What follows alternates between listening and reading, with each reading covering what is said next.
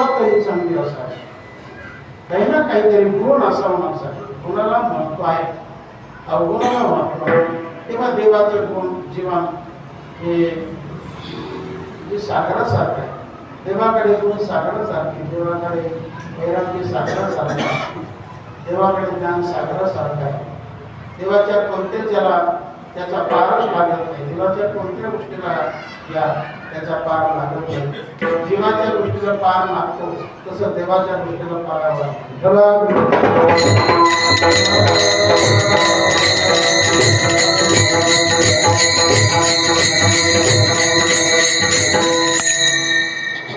गुण कीर्तन लीला कीर्तन भगवंताने ज्या काही जीवनामध्ये लीला केल्या त्या लीलेचा विचार करत राहणे हे लीला कीर्तन झालं. आणि भगवंताचं जे नाम आहे ते नाम चिंतन करण्याला नाम कीर्तन असं म्हणतात. आता आलं घडून म्हणून एकदा नाम चिंतन करू. रामकृष्ण हरी जय जय रामकृष्ण हरी.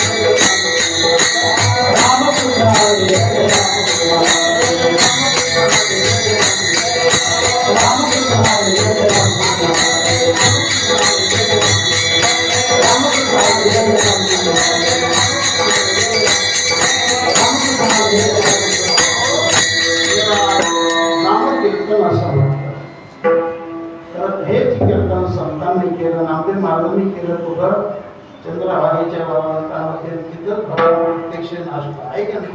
नाम कीर्तन करे